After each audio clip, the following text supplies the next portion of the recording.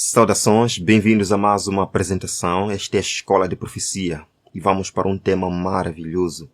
Desejo a todos um bom começo de sábado e seja um momento de deleite espiritual para si e para a sua família. Bem, a Apocalipse capítulo 7 descreve os 144.000 como aqueles que irão receber o selo de Deus. E não estou aqui para debater se é um número literal ou simbólico. Quero mostrar para os irmãos 3 coisas que os 144.000 fazem diariamente e que 95% dos adventistas, infelizmente, não fazem. Vou repetir. 3 coisas que os 144.000 fazem diariamente, mas que 95% dos adventistas não fazem. Você quer conhecer isto? Então venha comigo, vamos orar.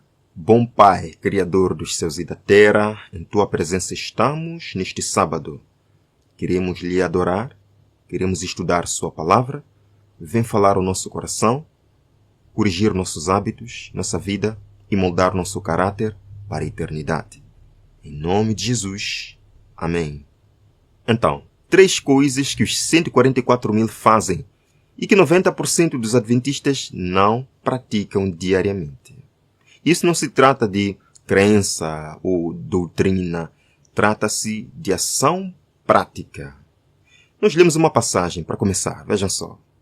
Os 144.000 estavam todos selados e perfeitamente unidos. Perfeitamente unidos. A pergunta, unidos a quê? Ou a quem? Uns aos outros? Sim, pode ser uns aos outros. Mas acima de tudo, unidos a Cristo. Certo? Continuando. Em suas testas estava escrito Deus, Nova Jerusalém. O que estava escrito nas testas dos 144.000? Deus. Eles refletem Deus, eles falam com Deus, eles conversam com Deus, eles têm Deus no coração. Tudo que eles pensam é Deus. Tudo que eles conversam é Deus. Nova Jerusalém. Eles pensam no novo céu e na nova terra. Não têm sua mente fixa e presa nas coisas deste mundo. Eles armazenam tesouros no céu, onde traça e ferrugem não podem corroer. Estes são os 144.000.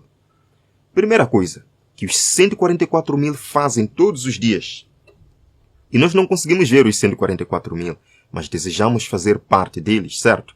Primeira coisa que os 144.000 fazem todos os dias e que nós precisamos fazer. Primeira coisa, eles se encontram com Deus antes que o mundo acorde ao amanhecer. Vou repetir. Os 144.000 se encontram com Deus antes que o mundo acorde ao amanhecer. Ou seja, antes do sol nascer, os 144.000 já estão acordados em oração. Antes das notificações dos celulares da internet, os 144.000 já estão no altar de oração. Antes de alguém ou algo distrair a atenção, os 144.000 já estão no altar de oração. Nós lemos uma passagem. Vejam só, Primeiros Escritos, página 271. Ouvi aqueles que estavam vestidos com armaduras falar a verdade com grande poder. Por que esses que falavam a verdade no tempo do fim nesta visão falavam com grande poder e que teve um grande efeito sobre os ouvintes? Vejam só. Vi essas pessoas que se levantavam muito cedo e buscavam o Senhor com fervor. O que dará poder aos que irão transmitir a mensagem final? Eles se levantavam cedo e buscavam o Senhor com fervor. Os 144.000 despertam cedo e buscam o Senhor com fervor, assim como fazia o Senhor Jesus Cristo. Mais uma passagem. Vi que é necessário para aqueles que esperam a breve vinda de Cristo vestir toda a armadura e permanecer firmes na fé. Vejam só, irmãos, eles precisam dedicar muito tempo à oração privada. Testemunhos para a Igreja, volume 1, página 513. O que nós precisamos para vencer? O que nós precisamos para sermos contados como aqueles que terão o selo de Deus? Oração privada. Muito tempo de oração. Não 5 minutos de oração, Não orações apressadas, orações repetitivas, mas um tempo de qualidade com Deus. E o melhor momento para ter um tempo de qualidade, uma oração de qualidade, é a madrugada, antes do sol nascer. Por quê? Porque é o momento mais escuro, é o momento mais calmo. Não há barulho, não há distração. Você se concentra em sua luta com Deus. E Ellen White escreveu que aqueles que infelizmente não têm tido o encontro poderoso de oração antes do sol nascer, aqueles que não buscam o Senhor com fervor logo de manhã, infelizmente estão à mercê das tentações de Satanás. Isto é sério, irmãos. É como se nós entrássemos numa batalha sem arma, sem escudo, sem proteção. Vejam só, no livro Educação, página 110. Todos os membros da família devem estar reunidos. E o pai ou a mãe, na ausência do pai, deve orar com sinceridade para que Deus os proteja durante o dia. É nesse momento, na oração matinal, bem antes do sol nascer, que você busca poder para vencer as tentações de Satanás. Que você busca poder para que Deus o liberte e o livre das armadilhas de Satanás. Oração pela madrugada é o melhor momento para se reconciliar com Deus. Não há distrações. Querido irmão, você pode ir à igreja. Você pode ser um fiel dizimista, guardar o sábado, ser fiel na igreja. Mas se você não tem esse momento de oração com Deus antes do sol nascer, alguma coisa está a faltar. Você estará à mercê das tentações de Satanás. Vejam, por exemplo, o Senhor Jesus Cristo, estando na terra, subsistindo na forma de Deus, sendo Deus com os homens, não negligenciou a oração. Vejam só, em Lucas capítulo 6, verso 12, escutem só. E aconteceu que naqueles dias ele subiu ao monte para orar e passou a noite toda orando a Deus. Meus irmãos, Jesus, sendo Deus, passou a noite toda em comunhão com o Pai. Quanto mais nós, pecadores, mergulhados no pecado, vivendo nos últimos dias, os dias mais terríveis, quanto mais nós. Alguém pode dizer, não, orar toda noite, isso é muito pesado. Nós estamos pedindo para você orar toda noite, mas também pode fazer, por que não? Mas pelo menos reserve um momento da noite para se encontrar com Deus.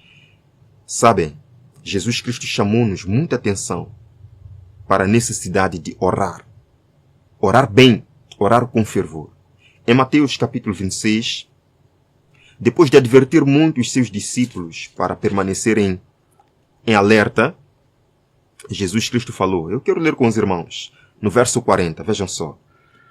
E ele, voltando para os seus discípulos, achou-os adormecidos e disse a Pedro, por que Jesus falou a Pedro diretamente? Porque foi Pedro que prometeu lá, mesmo que todos o abandonem, eu vou permanecer fiel. Jesus falou a Pedro, Pedro, não pudeste vigiar comigo nem uma hora? O Pedro que prometeu ser fiel na hora da angústia, não conseguia vigiar uma hora. Esse é o problema de muitos adventistas. Quando o decreto dominical sair, eu vou permanecer firme, eu vou ao campo, eu vou pregar. Mas não consegue ficar uma hora em oração? Não consegue vigiar com Cristo 30 minutos? Esse é o problema. Jesus diz, vigiai, é o verso 41, vigiai e orai, para que não entreis em tentação. Aqui está o segredo, para você não cair, tem que vigiar e orar. Por quê? Jesus diz. Na verdade, o espírito está pronto, mas a carne é fraca.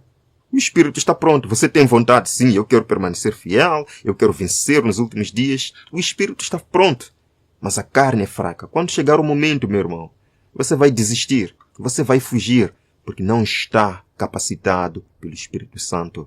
E você só pode ser capacitado pelo Espírito Santo quando estiver em comunhão, vigiar e orar, como diz Jesus. Lemos aqui o grande conflito. O tempo de agonia e angústia que diante de nós está exigirá uma fé que possa suportar o cansaço, a demora e a fome. Fé que não desfaleça, ainda que severamente provada. Queridos, nós seremos severamente provados. Não estou assustando, estou lendo. Seremos severamente provados. E para tal, precisamos de uma fé que possa suportar isto. E essa fé não vai se desenvolver no momento da angústia. Desenvolve-se hoje, agora. Lembram-se da agonia de Jacó, quando ia ter com seu irmão Esaú, a noite de luta. Jacó lutou com Deus. Ele segurou no manto de Cristo e disse: não deixarei ir, Senhor, antes que me abençoes. Esse tipo de oração fervorosa que a gente tem que fazer nestes últimos dias. Daniel, na noite do sonho do rei Nabucodonosor, sabendo que amanhã tinha que se apresentar ao rei, ele orou fervorosamente para que Deus revelasse o sonho da estátua. Esse tipo de oração que a gente tem que fazer, como se amanhã fosse o nosso último dia, como se amanhã fosse a sentença da nossa vida. Daniel, quando surgiu o decreto do rei para que todos adorassem ao rei durante 30 dias, ele sabia que seria apanhado. Mas ele continuou orando a Deus, destemidamente, orou por proteção. É desta forma que nós precisamos orar. Porque as tentações vêm aí, e se nós não tivermos poder, não iremos resistir. Lembram-se de Esther e os judeus lá na Pérsia? Na noite em que surgiu o decreto do rei de que todos deviam morrer, eles jejuaram, clamaram, e Deus lhes concedeu poder. O que fazer agora, querido irmão? Este é o primeiro item. O que fazer? Você já sabe que precisa de oração antes do sol nascer. Isto é algo que os 144 mil fazem e todos precisamos fazer se quisermos receber o selo de Deus. O que fazer agora, então? Defina um horário apropriado. Você que decide. Se quer acordar às 3 horas da madrugada, 2 horas da madrugada, ou 4, isso depende de si. Agora, coloque o alarme longe da cama. Porque se você colocar o alarme ao seu lado, quando o alarme começar a soar ou a tocar, você vai desligá-lo. Então você tem que colocar longe da cama, de tal forma que você possa acordar para ir desligá-lo. No momento que você acorda para ir desligá-lo, você já acordou, você já despertou e vai poder orar. Vejam só. Faça esforço nos primeiros dias. Eu tenho certeza que isso vai se tornar um hábito e um deleite para a sua vida. Ore o tempo suficiente. Não corra. Não se apresse. Não. E também não precisa querer fazer orações muito longas na primeira fase. Isto vai se tornar um hábito com o tempo. Certo?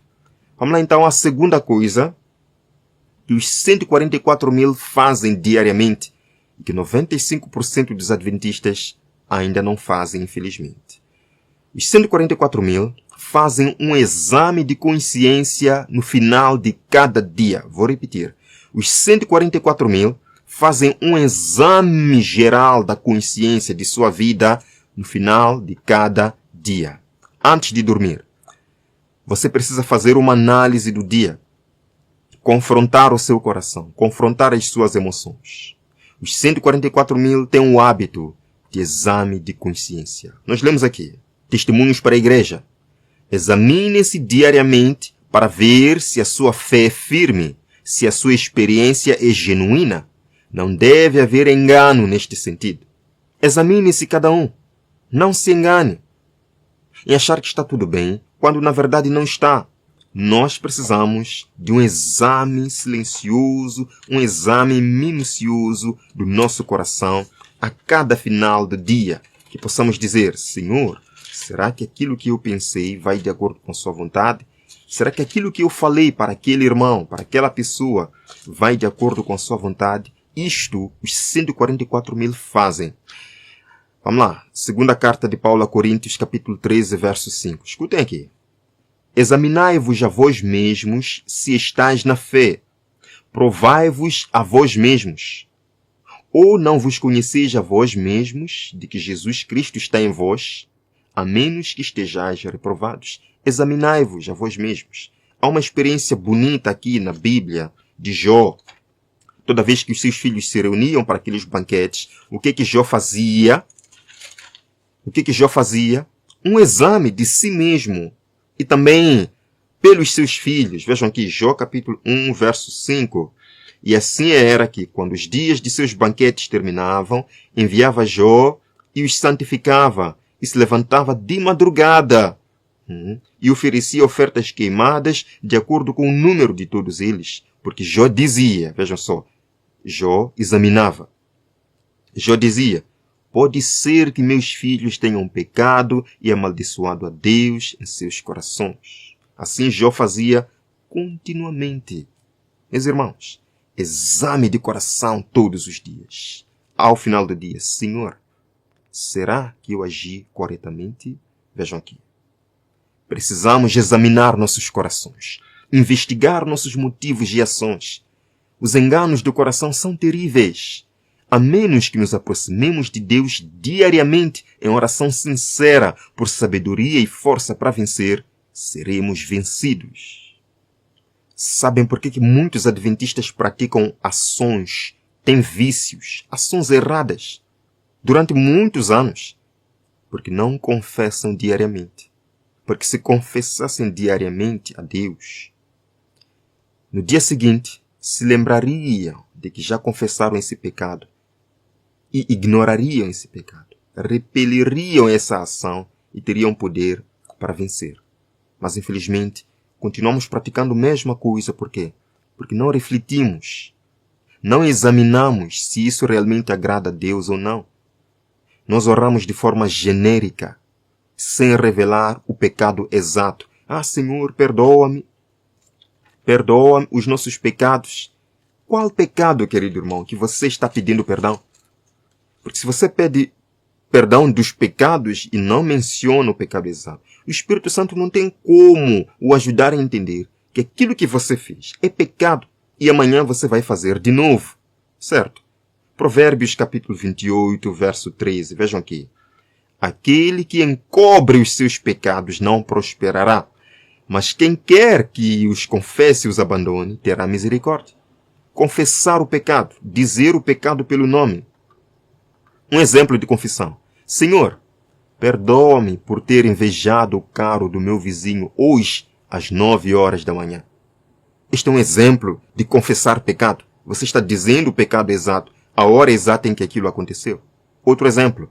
Perdoa-me por ter pensado mal do meu irmão hoje no culto de manhã na igreja. Esse é um exemplo de uma confissão. Um pecado exato que você cometeu. E amanhã, meu irmão, pelo poder do Espírito Santo, quando você se encontrar com esse irmão que pensou mal dele, você vai procurar fazer diferente.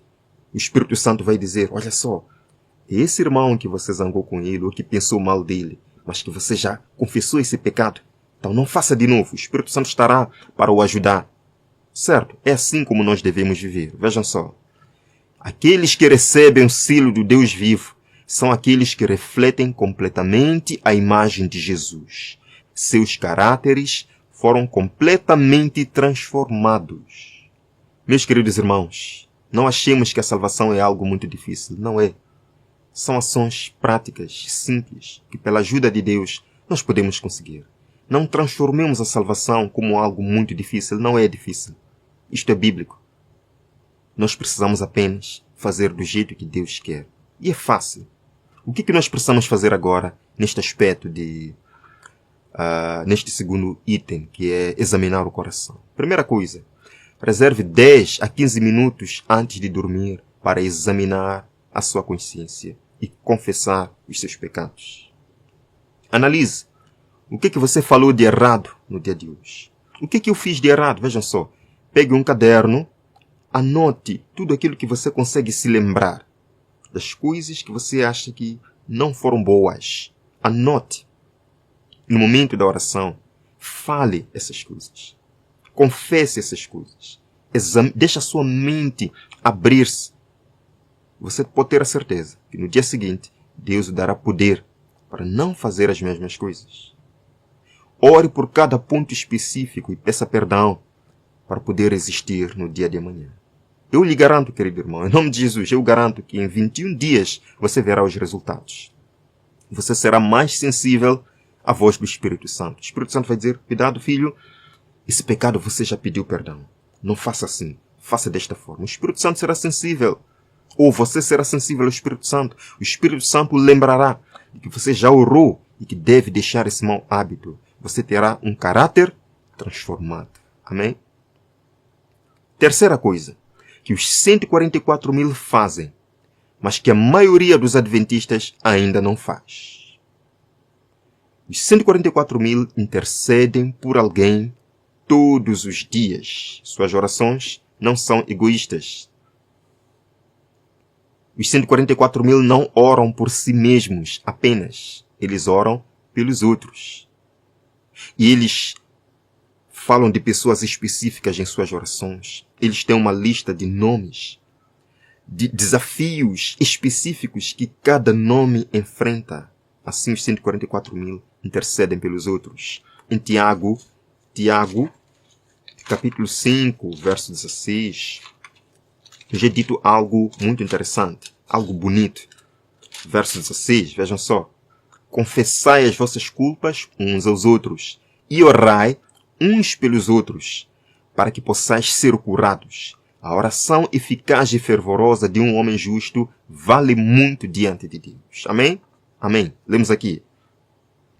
Aqueles que recebem o selo do Deus vivo são aqueles que demonstram interesse na salvação das almas. Eles não vivem para si mesmos. Quem que vai receber o selo de Deus? Aquele que se interessa pelas almas humanas, que não pensa em si, mas também nos outros. Outra passagem. A igreja que se recusa a trabalhar pelas almas perecerá com essas almas. Interessante. Vejam aqui. Eu vi que devemos nos interessar por outras almas. Os anjos de Deus se interessam pelas almas e nós também devemos nos interessar. O que fazer agora neste terceiro aspecto? Orações específicas, citando nomes específicos, desafios específicos que essas pessoas enfrentam. Informar a pessoa que você está orando por ela. E essa pessoa pode até fazer um pedido especial, apresentando-lhe um desafio específico. Assim, você estará intercedendo por outras pessoas e sua fé e confiança em Deus estará aumentando mais. Isto desvia o foco de si para os outros. Resultado em 21 dias. Pode ter certeza. Você estará permitindo que Deus o use como instrumento na vida de outras pessoas.